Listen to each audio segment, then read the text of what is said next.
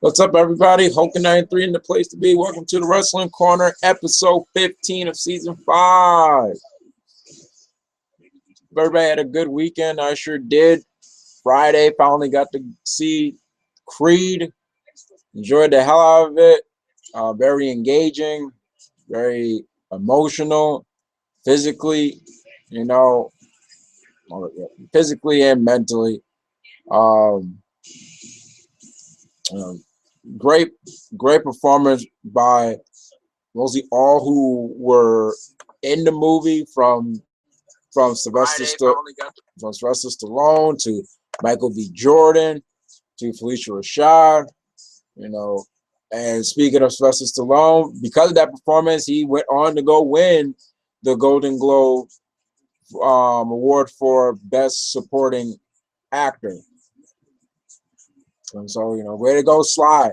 And for those that thought that he did not give thanks to Michael B. Jordan and Ryan, forgetting the director's name of Creed, who also directed Fruitvale Station. When it went off air, even though I didn't watch the Golden Globes, but I saw Stallone's speech because I really wanted to see if he was going to win the Best Supporting Actor, especially after seeing Creed. And when it was on air, yeah, we didn't get to hear him thank Michael B. Jordan and my brother, Chris, my ring kid, he saw somewhere, people was that drew ire, that he didn't mention Michael B. Jordan or the director. But then I found out not too long ago, I looked up that, yeah, Stallone ran back on stage while it was commercial. So, and then thanked Michael B. Jordan and the director. The only thing was that it wasn't aired. So, but yeah, I enjoyed the hell out of Creed. If you haven't seen it, I recommend you do. And Kalisto do it. Too much time.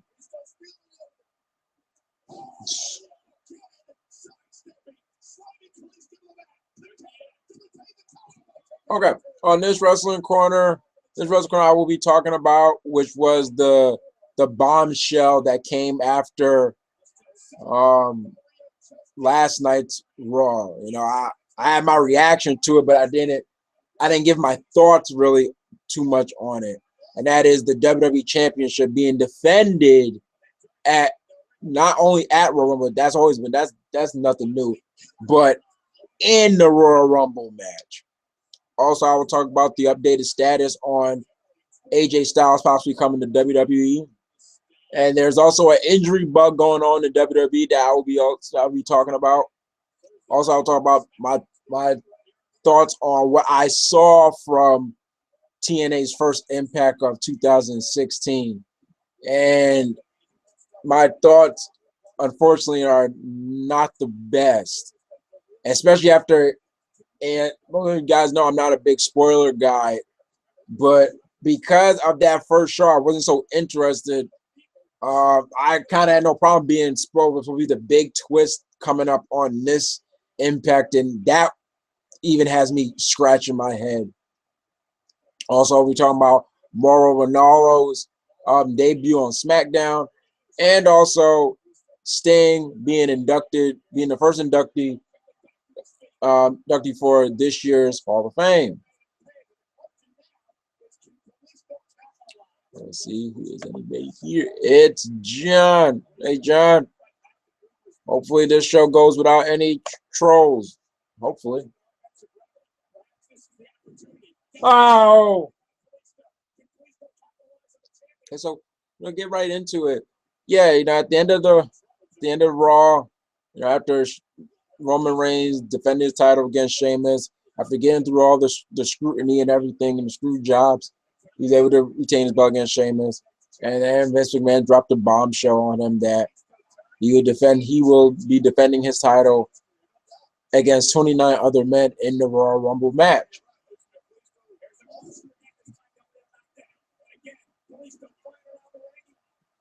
Oh. And once again, like I said, bro, I just gave my reaction. I didn't really get thoughts on it. I haven't really looked, you know, that was last week. I didn't really look on, on the internet to see other people's reaction, other people's thoughts on the bombshell. But when me and Nate talked about it, and also me and Chris talked about it, mostly our thoughts were the same.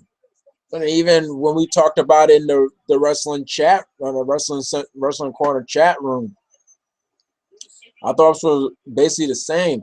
And my thoughts are, oh, wait a minute. Oh, I really don't like the WWE Championship being defended in the Royal Rumble. Because and it has nothing to do with me having something against Roman Reigns, because I don't.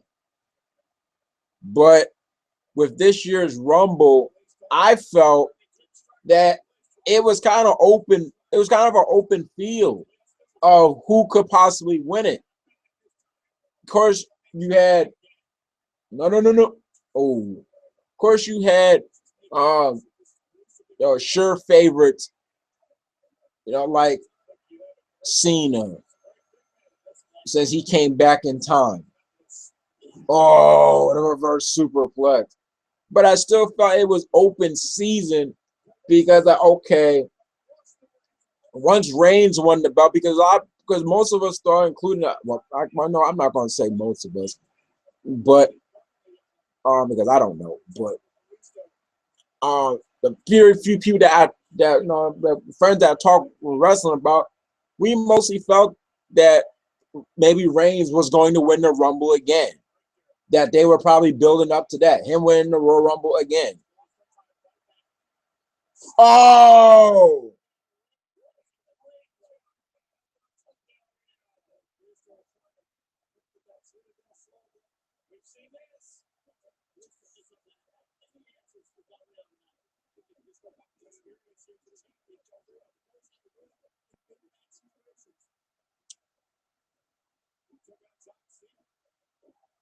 hold on, guys. Let's see how this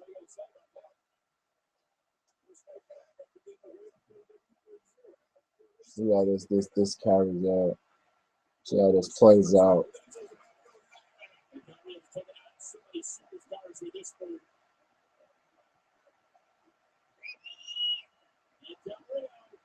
Oh,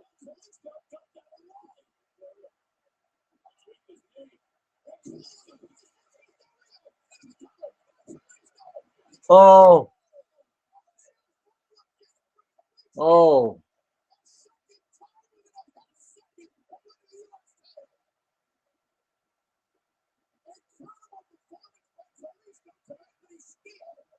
Okay.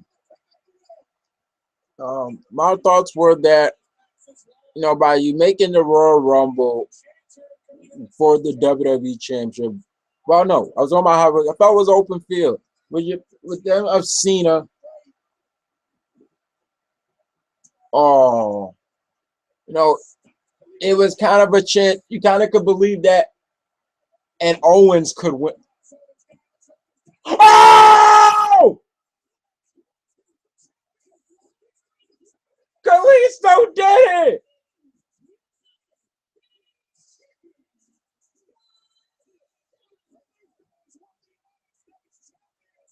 Kalisto's won gold. He struck gold.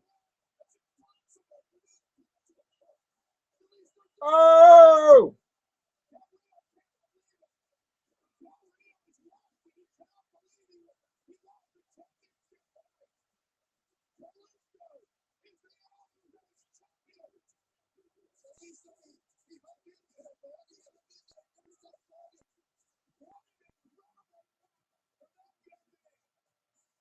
Kalisto did it. We have a new United States champion, and his name is Kalisto. The first, the first title change in WWE for 2016.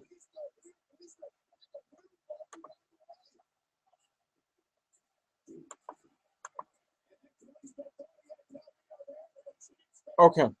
So yeah, it felt like it was open field. It felt like Owens could possibly be a potential winner. Ambrose a potential winner. Ziggler. If you want to even say Wyatt. I mean, Bray Wyatt. Um, and then of course, okay, they're feeling Brock will be in the Rumble, but it still felt more open field that anything could happen this year. It didn't feel like it was obvious, for me, it didn't feel like it was obvious who will win this year's Rumble. But when they dropped this bombshell, it kind of made it predictable again. And I think the Royal Rumble, of course, there's going to be, sure favorites, but it's just still, I think the Rumble is a match where you kind of look forward to, like, the unpredictable, like, okay, I'm not so sure. I got a feeling who can potentially win, but I'm not sure because this person is a potential winner.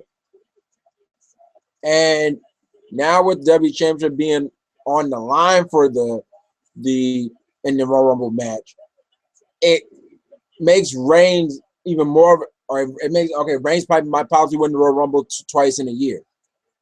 Also, at first it was like, okay, maybe it's best Cena might win, but now that Cena is out, which is which is in reference to basically what we're going to be talking about later. And I still feel that Triple H is going to be in this Rumble.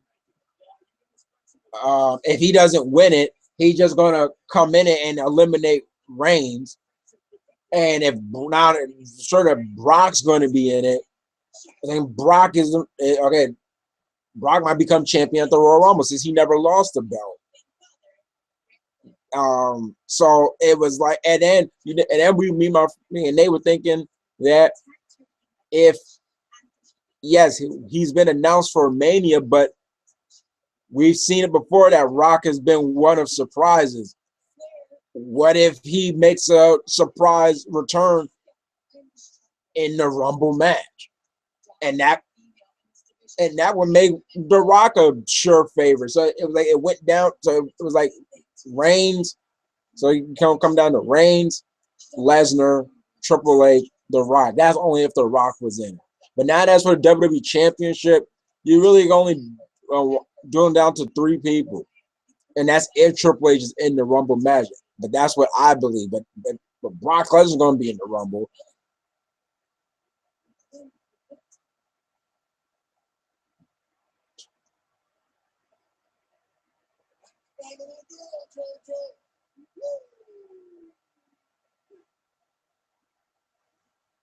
But another reason for why I'm not too much of a fan of this this Rumble match, because okay, I get that they're doing the having Reigns with the McMahons. Reigns is trying to cement himself. Not saying as the top anti-authority guy, because I think the top anti-authority guy we all know, unarguably, and is Stone Cold Steve Austin. He was like the catalyst of that, like that really embraced it. But Reigns trying to cement himself as his character as an anti-authority guy. And so I get that they're doing that with the McMahons, because most time you work with the McMahons, it means something, because the McMahons don't do an angle or program with anybody. And I've always felt that now that Vince is back on programming kind of regular again, I always felt that was like him trying to help out Roman Reigns. But I understand the storyline they're going with Reigns, with Reigns basically bucking authority, the McMahon's authority, but by having him defend the champion in the Royal Rumble, it puts the focus on him more than the actual Royal Rumble match, That's what I feel. I feel that it's now, instead of who's going to go to WrestleMania or who's going to win the Royal Rumble and go to WrestleMania, to how can how can Roman Reigns survive 29 other men and defend the championship. Now, this is not the first time that the Royal Rumble match has basically been um has been focused on one person. But hold on.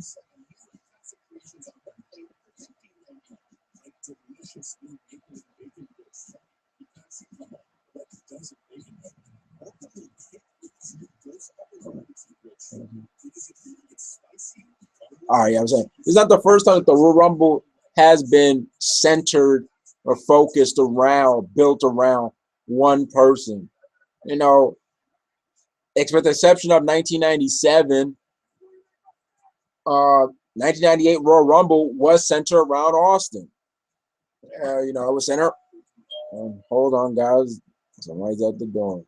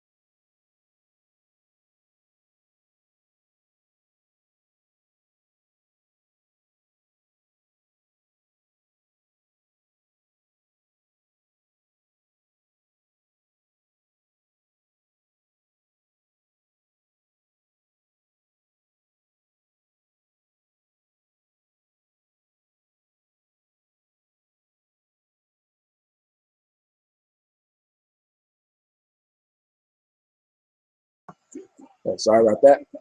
So yeah, the Royal Rumble has been centered around. It's been centered around Austin. The 1998 was centered around Austin. When Austin was going around stuttering people during the build-up, and it was centered around, okay, Austin's a wanted man. Then, I think that was well, but you. Oh,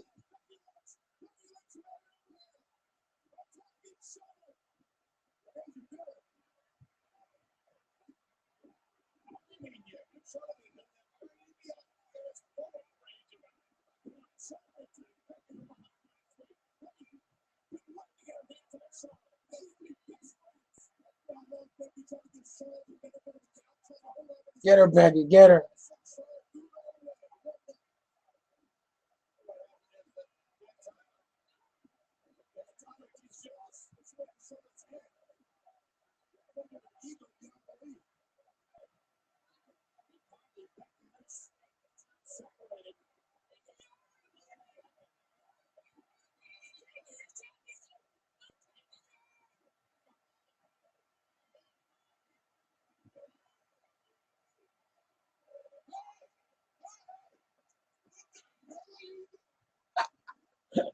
Glad.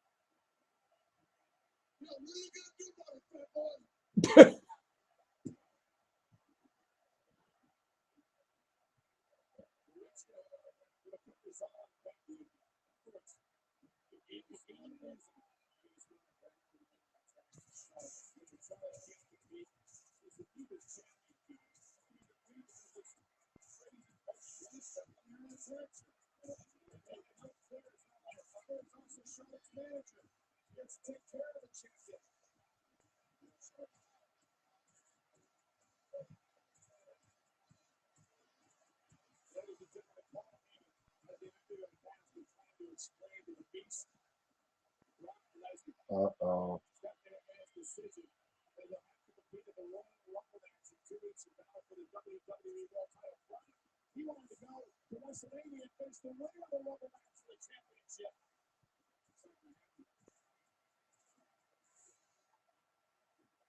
I thought they was gonna build up to Brock's, first appearance. Like he just his music comes, he just comes out. Okay. Oh, that's a big work. Hey Malcolm, could you see the reuniting of the Shield, especially to counter the Authority? I feel that is where they are going. Possibly, I don't know. Even though I feel that when Rollins comes back, that he's going to turn face. John, good to see a new U.S. champion. Yeah, because Del Rio is barely doing anything with that. Hopefully, Kalisto does something. They have Kalisto do something with it after his surprising victory.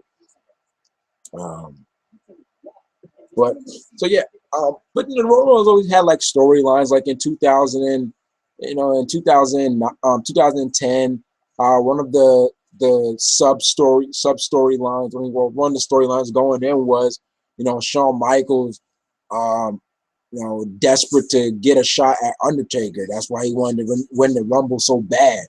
And then when he got eliminated, he snapped. So that was a storyline. So there's always been like storylines in the Rumble. Um, but this one, like with Austin 1998, but the difference between Austin, at least it was not for the title. But okay, and then again, this is not the first time the WWE champion has been on the line in a Rumble match, because the 1992 Royal Rumble, the famous one that Ric Flair won, probably the most prestigious Royal Rumble ever. Now with this being, before this one came, but my thing is that I think it's always should be okay. You got the WWE Championship match at the Rumble, and then you have the Royal Rumble. But and then once again with Ric Flair, it was vacant. I don't really think that the Rumble match should be for the WWE Championship, because like that's not really a trip to WrestleMania, because what if you have to defend the belt at the February pay-per-view? You never know. Um, but one thing, I think it just puts too much focus on Roman Reigns. I think it put too much focus on him. And once again, he's the champion. He should be a high focus. He should be a priority, a high priority. But I think centering a whole match that has 29 other people around him, it could backfire, and it could make people resent him again, because slowly but seems like slowly and surely the crowd is coming around for Roman. But this might make, okay, now you're definitely forcing him onto us again. but I could be wrong. But the fans turning on resenting Roman because of this this this match. I was talking with my brother Chris. I said I think there should be some psychology in this Roman match because it's almost like, okay, wherever if Roman Reigns is not number one or not number two, immediately once his music hits, people should be trying to eliminate him quickly. Why? Because you eliminate Roman Reigns. Now it's a guaranteed new WWE champion.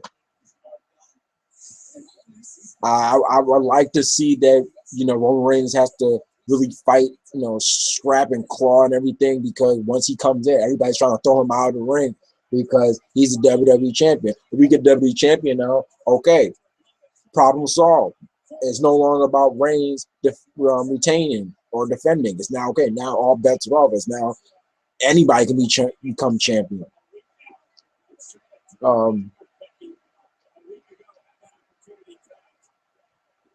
But and also I got Becky, your emotions appear to get the best of you. Here's how it is, Jojo. How would you feel if the real person that you trusted more than anybody in the world betrayed you? When Charlotte and I first spoke into WWE, we promised each other that we would never sacrifice our friendship for our careers. And now she's gone and done the one thing that she said she would never do, and that's use her home and thank Father for protection. And me, meanwhile, I'm on my own. And you know what? Maybe that's exactly where I should be. So my emotions are exactly where they should be. Charlotte talks about being genetically superior. Well, it certainly didn't look that way on SmackDown last week when I made her tap out. I am the woman that made the champion tap out. I'm the woman who made her give up, made her surrender. And you can sit and do it again. like the passion and fire.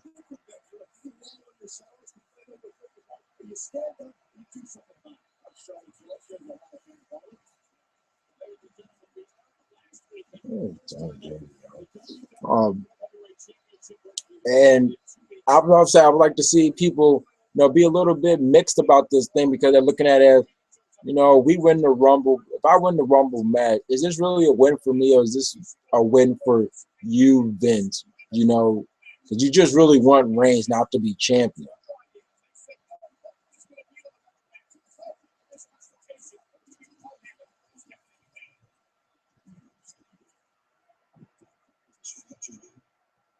So that's basically my thoughts on the whole Royal Rumble WWE Championship match. John, they should have done Brock versus Roman too. I hope we do get Brock versus Roman too somewhere down the line, because it's like, okay, that match was left unresolved. The result was Seth Rollins coming out on top, and he wasn't initially in the match to begin with. So there was never a winner or loser between Brock and Roman. Hey, Nathan Pings. Hey, Malcolm. Hey, Nathan. So yeah, those are my thoughts on the whole Royal Rumble WWE Championship match. Next up, status of AJ Styles coming to WWE. Last week it looked like it was just a rumor and everything, and wasn't too quick on the button on the belief button. I was like, okay, yep, it's official. An official button. But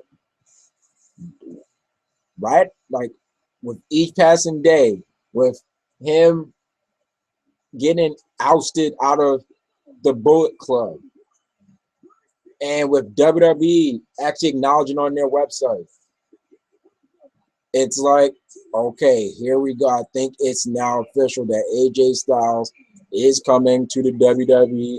Now AJ Styles, but Nakamura too. I don't think this is no longer a rumor. They are actually coming. Still don't know when. Still don't know where. We don't know if it's out. No, if it's official, if it's NXT or is it the main roster. Heck, we don't even know if they will make a premature debut at this year's Rumble. As my friend Nate put, this Rumble is at Orlando, Florida.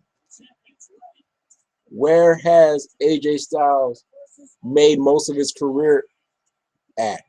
TNA. And where was that taking place at? Taking place in Orlando, Florida, Universal Studios.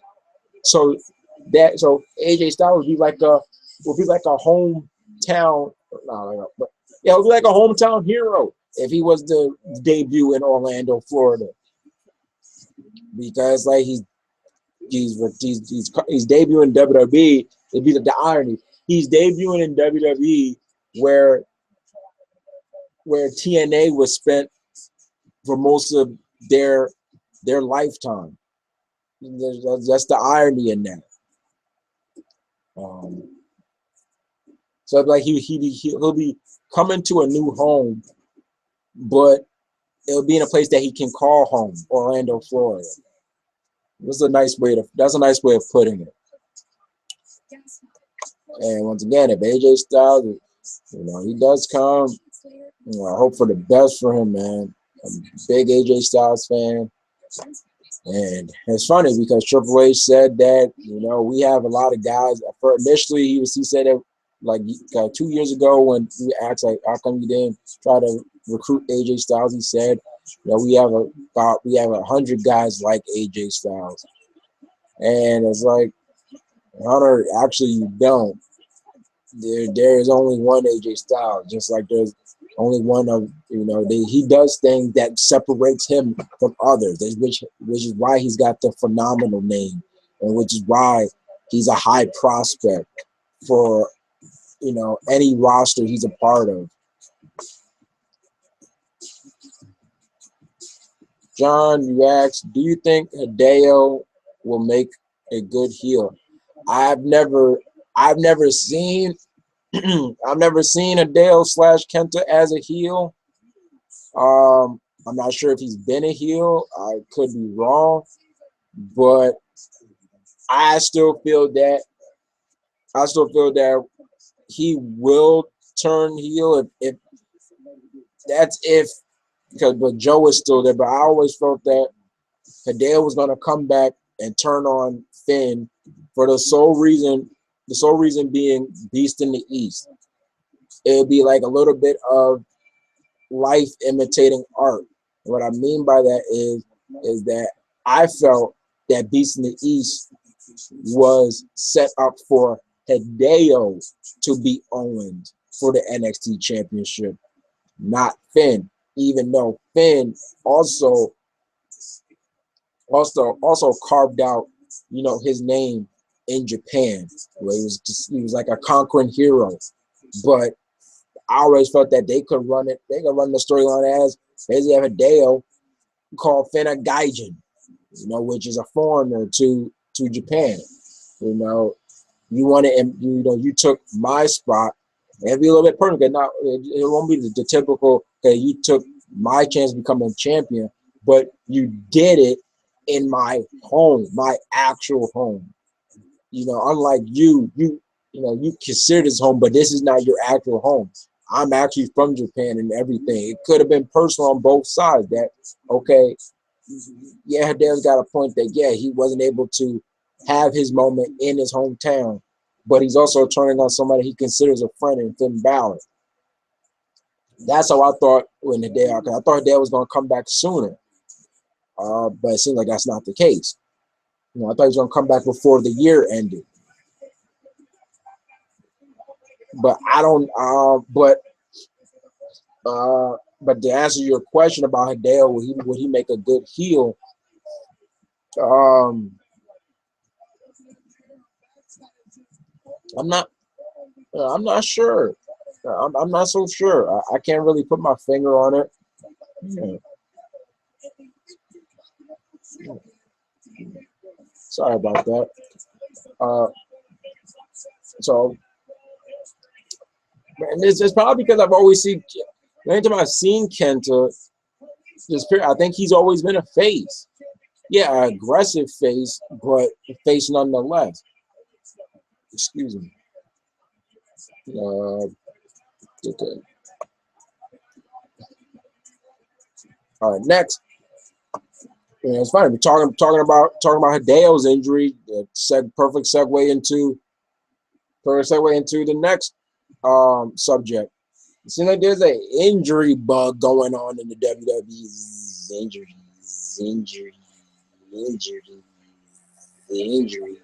It's like there's an injury bug going on. You know, started first with what?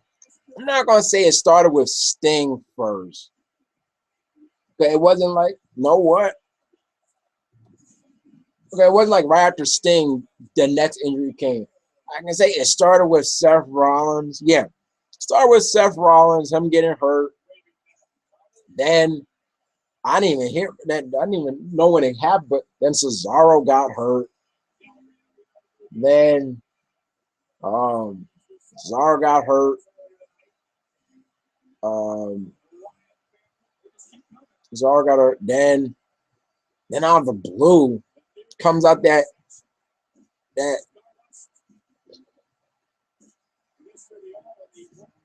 Johnny Boy Cena gets hurt, and it's like, okay, he made his return last Raw, and then and then um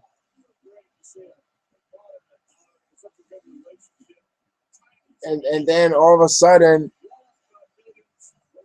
Tuesday goes by, and I think then Wednesday, now all of a sudden, yeah, John Cena's injured. He's gonna be out. I'm like, something it happened during a house show, so because that's most time these injuries happen, house show. Come to find out, he was injured. He was injured during SmackDown. So I'm thinking like, okay, what the hell happened? What did he do Monday that caused them? Because they told me that WWE knew about his injury as of before SmackDown. So that's why he just came out and cut that kind of comedic promo with Del Rio. So I'm like, hey, what happened to seeing that he got hurt? And now he's not going to be at the Rumble. He's probably not going to be at WrestleMania, which will be the first WrestleMania. Be the first WrestleMania since Cena. Not since Cena has been in WWE, but since 2004, since Cena's first WrestleMania match, that he probably will not be at WrestleMania, because unlike when he came back at Rumble 2008, he got injured in October, and still we thought that he's going to be out for 6 months. So, and he came back in January. He did this time he gets injured in January. He gets injured in January. So now it's like, okay, there's not that many months until WrestleMania. We're basically going to be a WrestleMania season right now. So it's like, can Johnson do his miraculous thing and come back?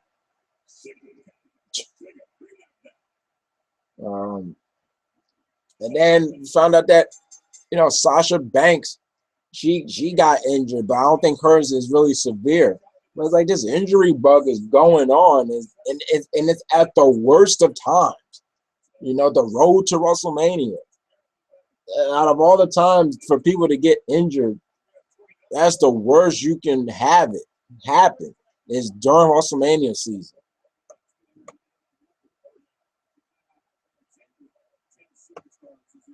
It's just crazy.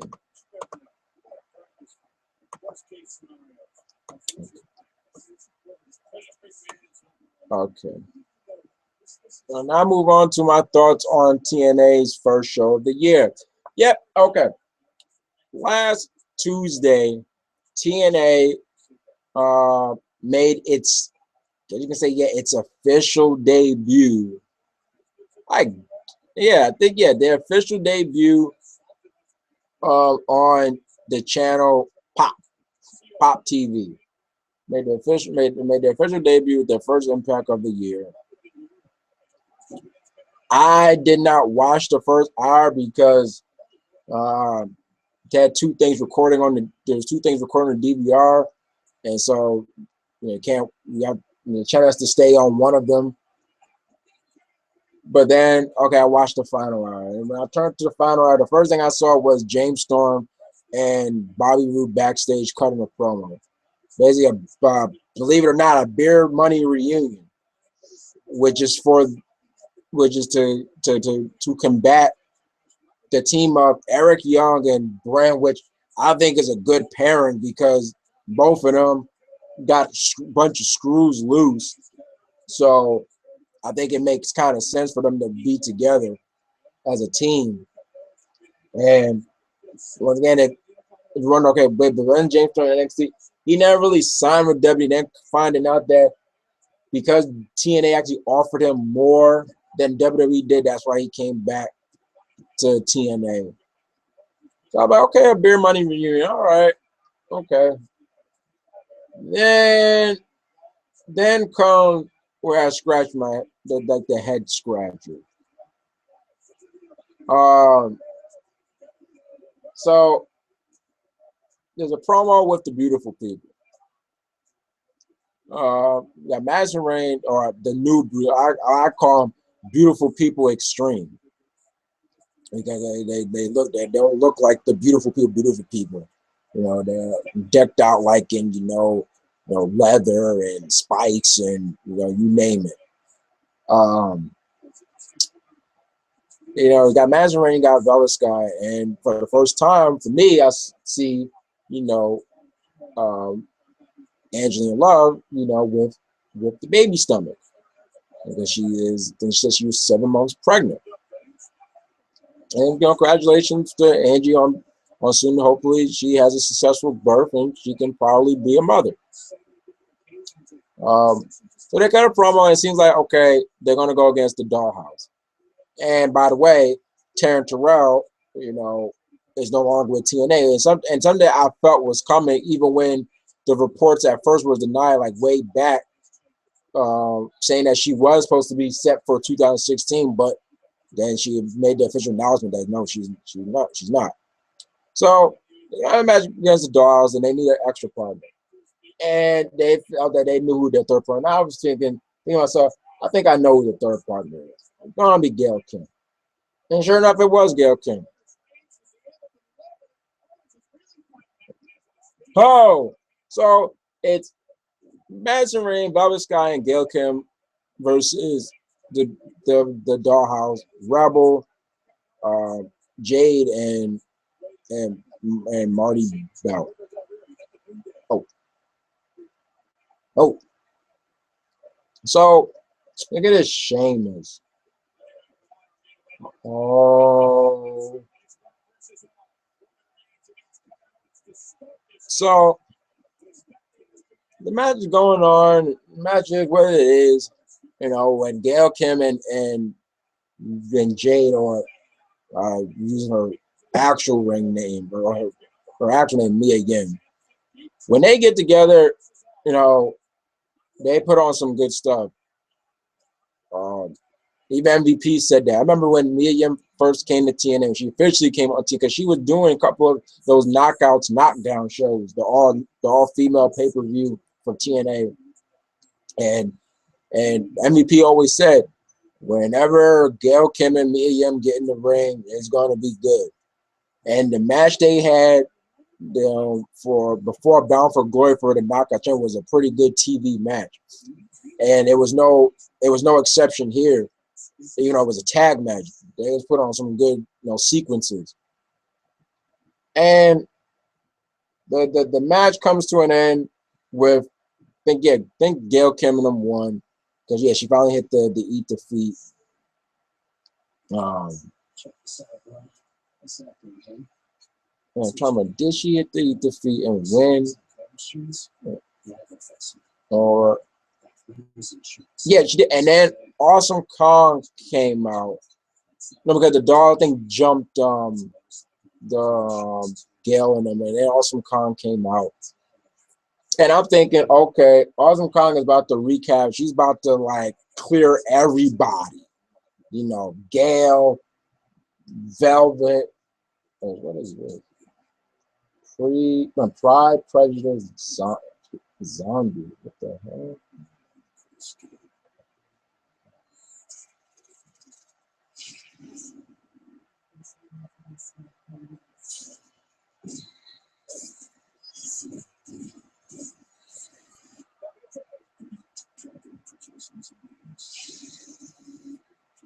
What the hell?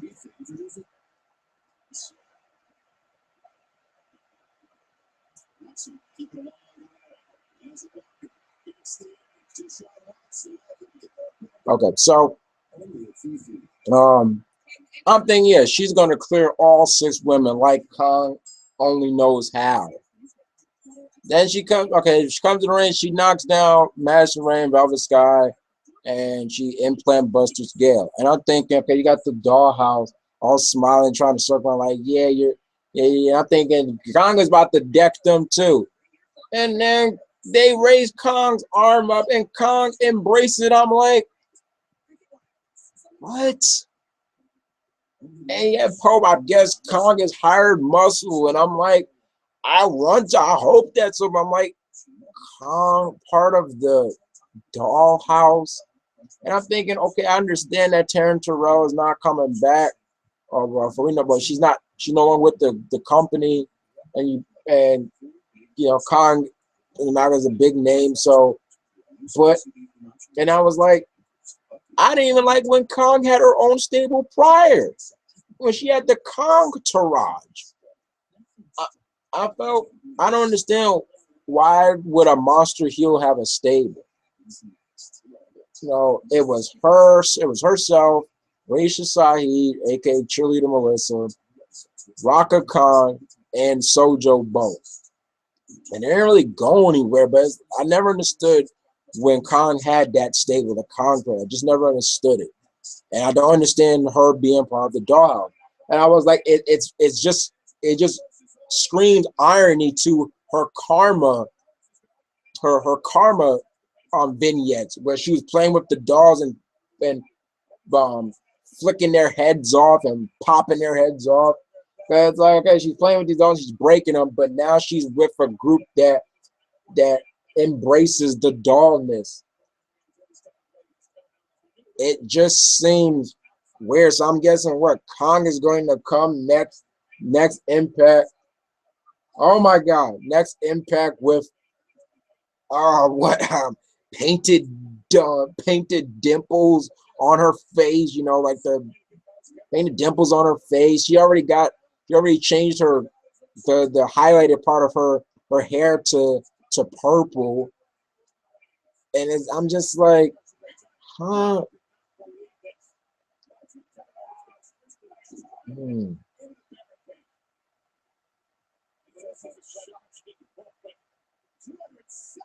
Oh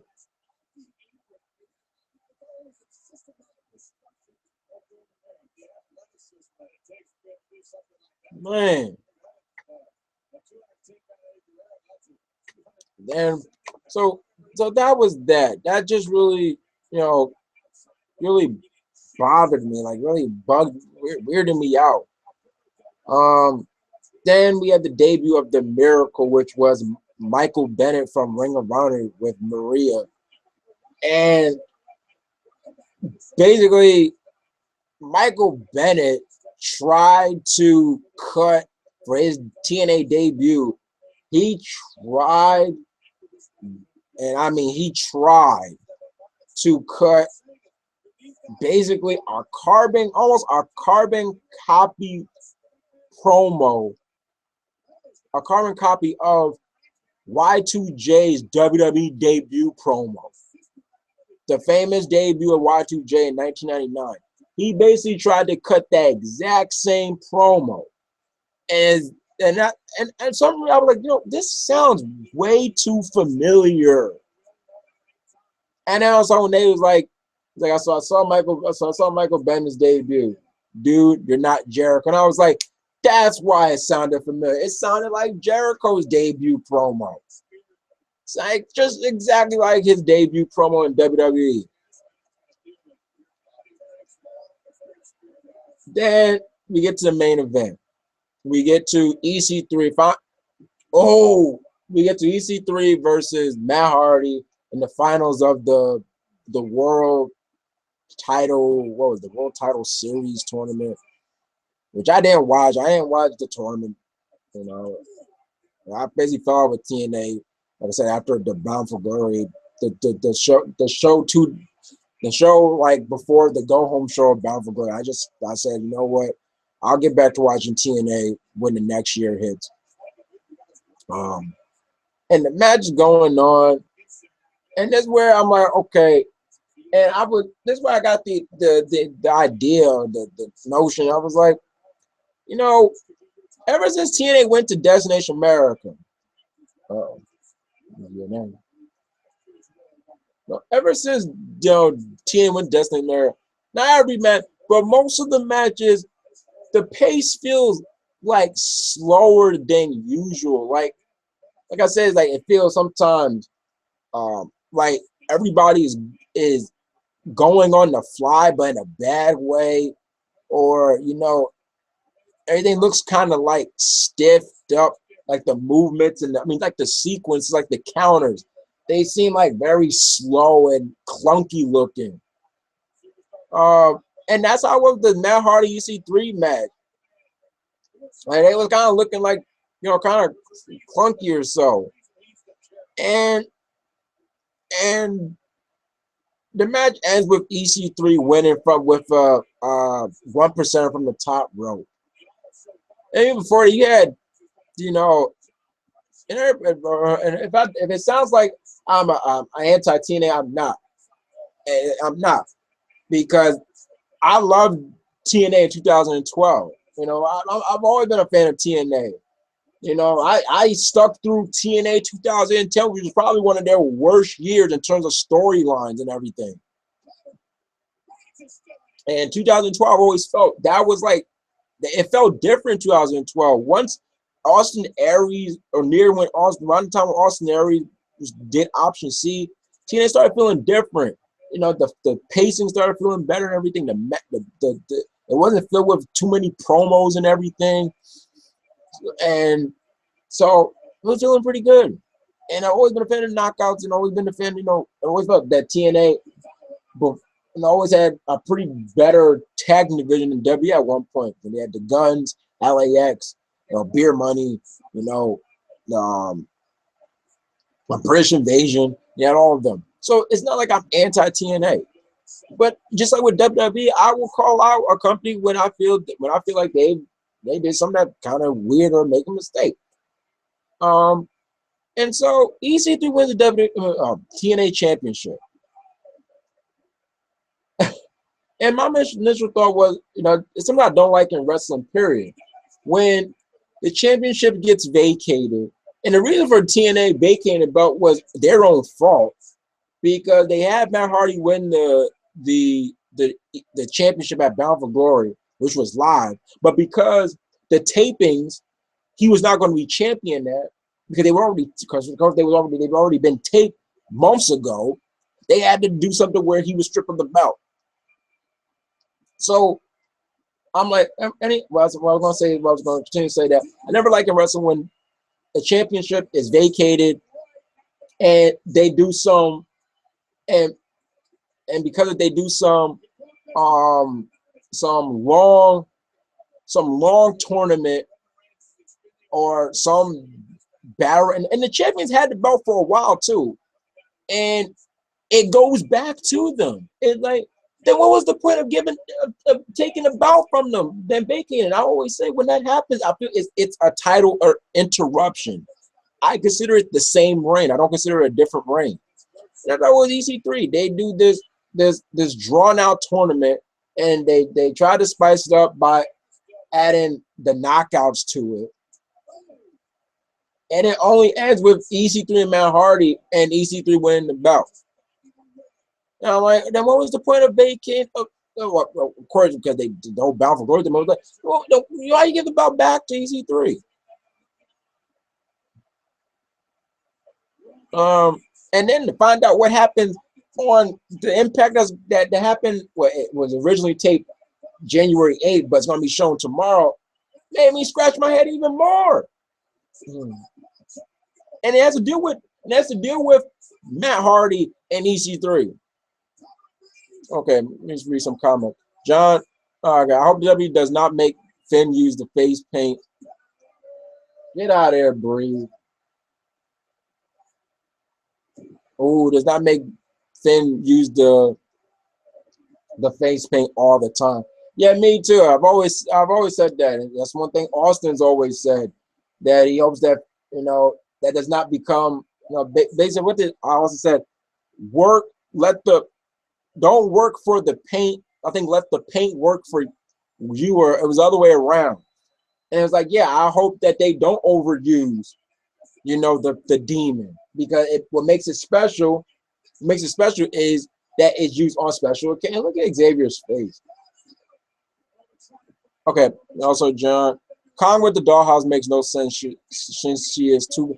For me, it's not because she's too big, and because okay, you could look at the Kong. I mean the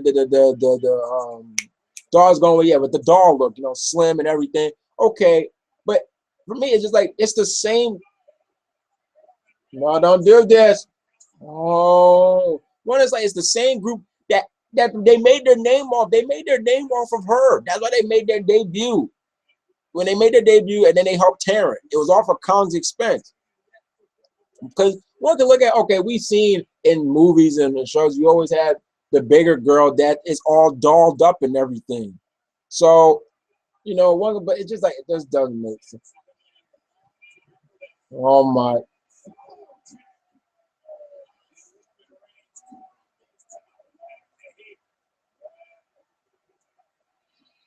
Oh damn.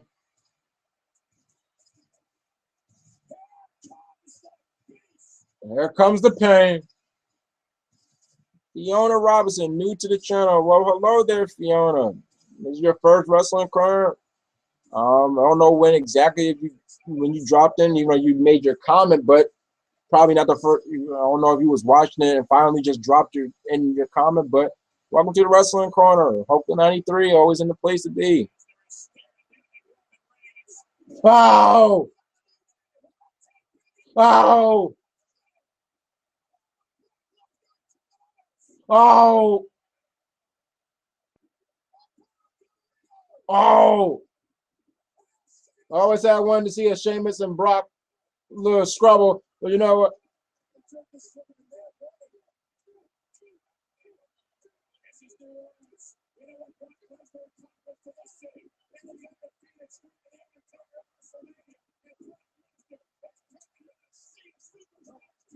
Oh,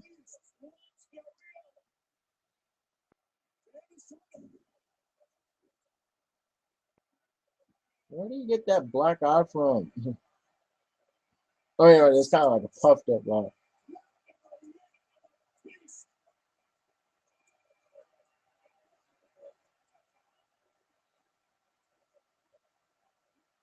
Oh no.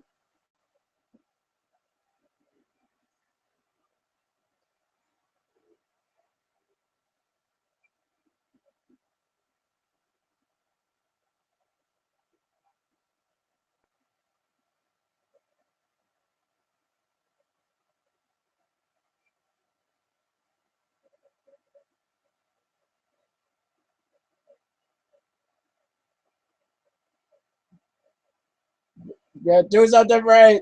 He's going to. Never mind.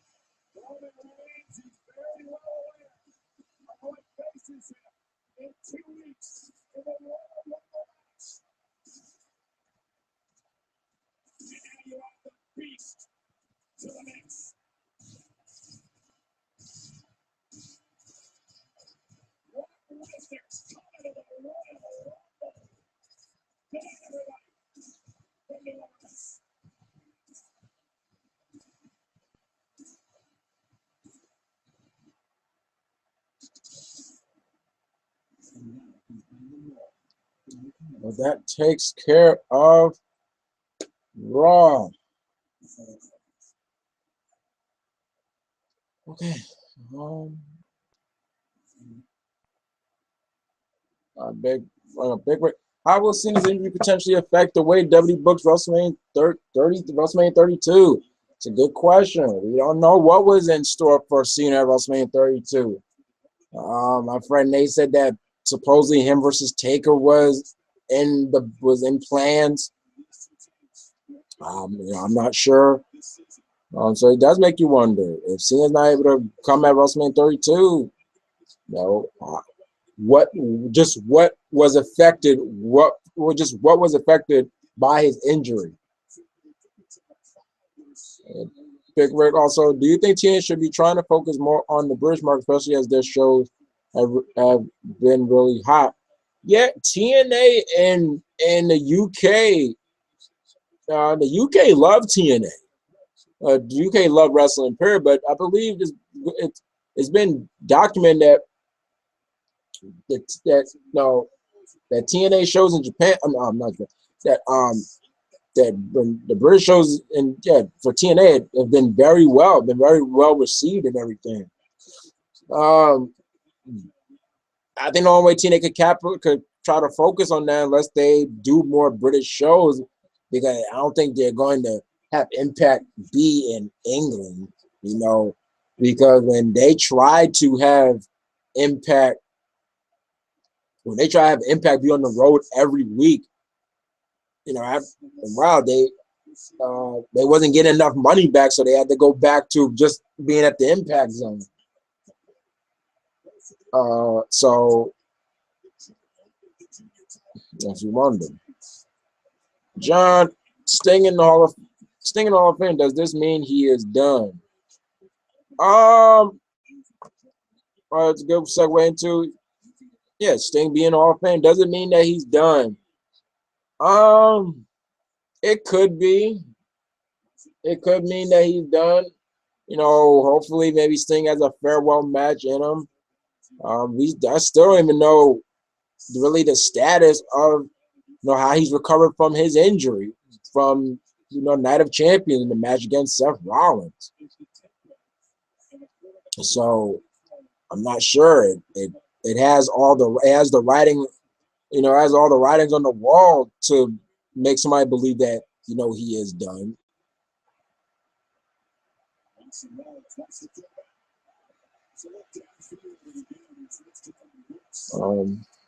But yeah, Sting being in the Hall of Fame, I saw it coming. It wasn't a surprise. He was going to be inducted this year, but I think it's well worth it. It's well overdue. I honestly thought that Sting was going to be the first person to be inducted in the Hall of Fame, but had not worked for Vince had not come over from WWE. Most of the people that was in WWE that were in the Hall of Fame came over to WWE at one point in time. And at one point, it looked like Sting was going to be the exception to that, but not.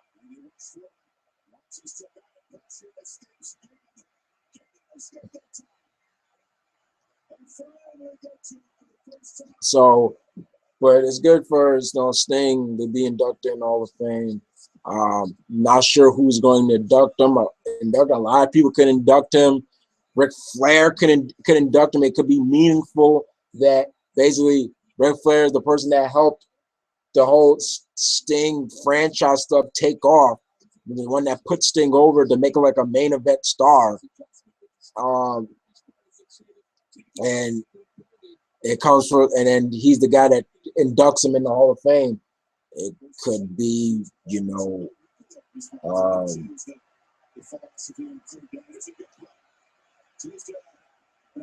what?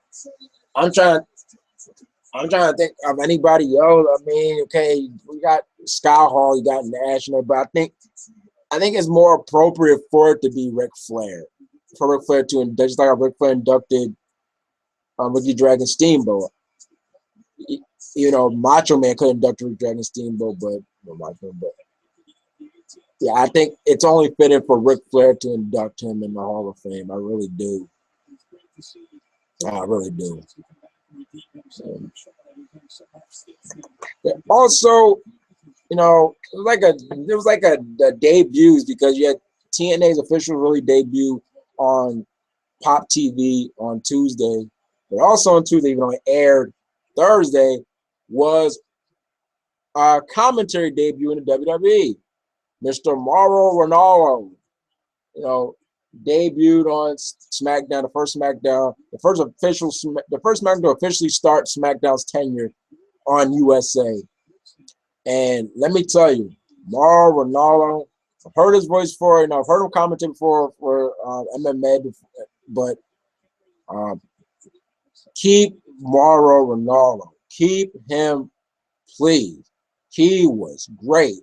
It felt like a fresh thing for the commentary. It felt like somebody was actually taking the match, like my friend they said, taking the matches seriously, not just talking about something that has nothing to do with the match or anything. Taking the match seriously, making mostly every match mean something. Um, Calling the moves, not just what a move. No, calling the moves. You know, actually talking about it. At some point, like he was doing both play by play and color. Like when you talk about Becky Lynch, about her being, you know, at the year wrestling at the age of 18, everything.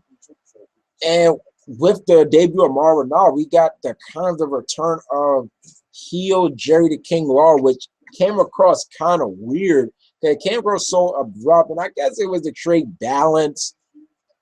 Since Byron, Booker, they switched Byron with Booker again. First they switched Byron with Booker for Raw. Now they switched him for SmackDown. And I felt that was weird because I felt it was pretty good that Raw and SmackDown had two separate commentary teams. Raw, you had Cole, JBL, Byron. SmackDown, you had at the time Rich, King, and Booker. Now but now it's like, okay, it's I guess Booker is no longer. Booker's just gonna stay on the pre-show, and very irritating. Just like for some reason, this nose hair, for some reason, very irritating me for some odd reason. Like he seen me going like this, which is weird, and it does make it seem like I just like snorted something, like I snorted some cocaine or so, which I always felt that Ric Flair. And we joked that Ric Flair, Ultimate Warrior, and Hulk Hogan would do with their promos when they were all hyped up and everything. So it's pretty weird. But Mauro Ranallo was great. He was great. He felt very refreshing. Called the matches great. He was his first night standout. To the point, like I said, Ranallo, I say he's good enough since he's had so much experience, but it's one thing from coming from doing commentary for MMA and then coming over to something else doing commentary, because it might not have the same result. You might be better. You might be better at commentating. Let's say you're better at commentating baseball, but then I can transition over to commentating basketball, but it don't sound right. You can't, you don't really pick up on it that well. But Mauro, he felt like a glove. And I guess it's because he's an actual fan of wrestling. It's not like, okay, this is just a job from he's a commentator, but no, this was a lifelong dream of his that that he wanted to be part of the WWE. WWE Bombay, what are those green boxes on my right? What actually it'll be on my left, and those are my brother's Xbox 360 games. So those are what those green boxes are. They really stick out. They're just so green. Okay, John. I think WWE should let him face Taker for his last match because that is the match he wants. It's not only a match that Sting wants. It's also a match that most wrestling fans want. if there's been any dream match that could possibly happen in the WWE, I mean, dream match probably. It don't look like we're going to get Hogan and Stone Cold. Speaking of Stone Cold, for those that know, his podcast with Ric Flair is on. So it's the match that most everybody wants. The dream match of all the dream match that could possibly still happen. It's that match. You look like Ezekiel Jackson. First time I ever got that. Most of my friends, they use wrestling term. They say I look like. I had one friend that said I look like Kenny King from TNA. He used to call Kenny King like my twin. And one of my friends who's not here tonight, Young Jayway, he always says that he saw me as Xavier Woods, to the point that in my school, my college, I have two friends. We're like the wrestling New Day. One of my friends, since he's tall, he's the big E of the group. My friend Walker, since he has like dreads, he's the Kofi. And because Young Jerry called me Xavier Woods, I guess I was Xavier Woods. You know, I don't carry around a trombone. And by the way, that was pretty funny. The whole Jericho breaking his trombone, or I forgot he called it Francesca. So yeah. Let's see if there's any more comments before, because I'm about to wrap this up.